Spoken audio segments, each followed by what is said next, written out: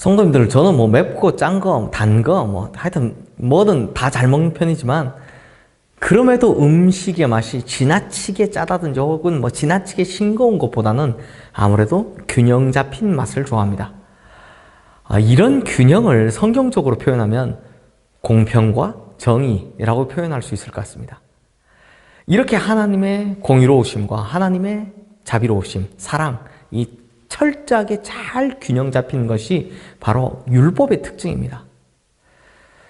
즉 하나님의 법은 치우침 없이 공정하고 공평하고 완전한 법으로 우리에게 나타나고 있다는 것입니다.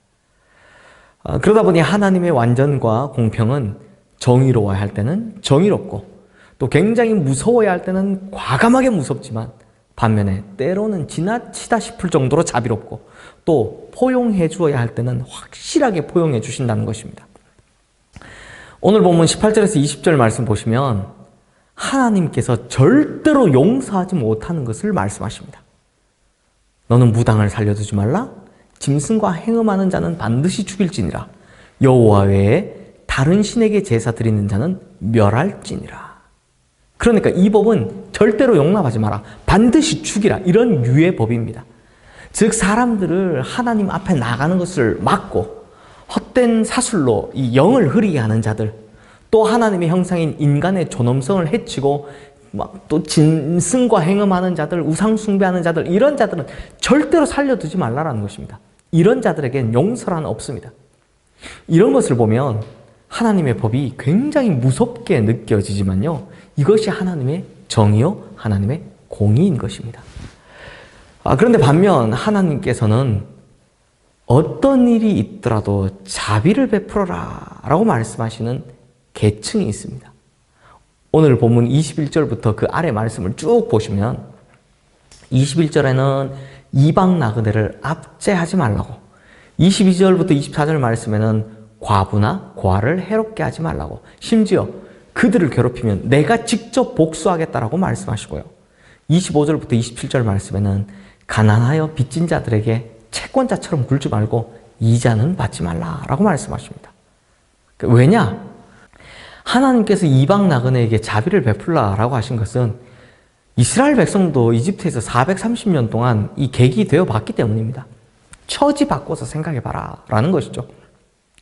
또 과부나 고아를 돌봐주라라는 것은 어느 누구도 과부나 고아가 되지 않으리라는 보장이 없기 때문입니다. 특히 당시에는 전쟁이 빈번했고요.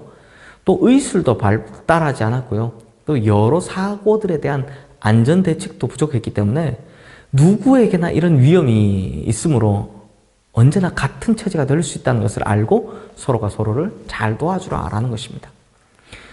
또 가난한 자에게는 이자 받지 마라, 또 너무 채권자같이 굴지 마라 라고 말씀하시는데요.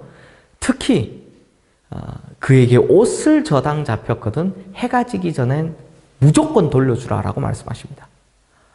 실제로 이 지역을 가보면요, 밤낮의 기온차가 확연히 납니다. 저도 이집트 갔을 때가 8월이었는데요. 한여름이잖아요. 적도 지방에 8월 달이니까 뭐 마냥 더울 줄만 알고 반팔옷만 잔뜩 가지고 갔다가 이게 밤이 되면 추워지는데요. 정말 오들오들 떨려서 그냥 추운 정도가 아니라 정말 달달달 떨려서 밖에 나갈 수가 없더라고요. 그러니 그들에게 이 가난한 사람들이 뭐 제대로 된 집이나 있겠습니까? 뭐 제대로 된 난방시설이나 있겠습니까? 난방시설이 있다는 거 한들 뭐 뗄 게 있겠습니까? 그들에게 보온 역할을 하는 옷을 빼앗아 간다는 거, 그들을 죽인다는 겁니다. 또 사회적으로 보면 가난한 자들은 물러설 곳이 없는 벼랑 끝에 서 있는 사람들이죠. 그래서 이런 사람들을 너무 몰아붙이면 어떤 결과가 나느냐? 그들이 강도가 되든지 도적이 된다는 거. 이게 역사적으로도 자주 볼 수 있는 일입니다. 그러다 보면 결국 그 해로움이 모두에게로 돌아오기 때문에 그렇게 하지 말라라는 것입니다. 그러므로 하나님께서는 이방인 나그네, 과부나 고아, 가난한 자에게는 무한한 자비를 베풀어 주라라고 그렇게 법으로 말씀하신 것입니다. 사랑하는 성도님들, 이런 하나님의 공의와 자비를 동시에 보고 있으면 우리는 우리가 하나님 앞에 살아갈 때에도 정의로워야 할 때는 반드시 정의로워야 하고 자비로워야 할 때는 반드시 자비로워야 한다는 것을 알 수 있습니다. 그러므로 먼저 하나님께 나아가는 것을 막는 모든 것에 있어서는 단호히 정의로워져야 합니다. 이거 어정쩡하게 타협하다 보면 신앙 자체가 무너지고 신앙의 공동체도 무너지기 마련입니다. 그러므로 죄에 대해서는 죄의 욕망이 올라올 때마다 나를 처복종시켜가며 나를 죽이는 이 정의로움이 발동되어야 하는 것입니다. 반면에 이방인 나그네나 고아나 과부, 가난한 이들, 즉 우리 주변에 있는 수많은 약자들을 위해서는 한없는 자비를 베풀어 줄 수 있는 그런 넓은 자비와 사랑의 마음을 가져야 한다는 것입니다. 그러니까 나에게 있어서는 굉장히 정의로워야 하고 약자에게 있어서는 굉장히 사랑이 많아야 한다는 거죠. 그런데 성도님들, 우리가 똑같이 한편으로는 정의롭고 한편으로는 자비로운데 이 대상이 반대가 되면 안 됩니다. 엉뚱하게 막 약자에게는 막 공의만 행하고 반대로 내 자신과 내 안에 있는 죄악에 대해서만큼은 또 어떤 교회 공동체 안에 성경에 어긋난 잘못된 관행에 대해서 자비로우면 그때는 정말 큰일 나는 겁니다.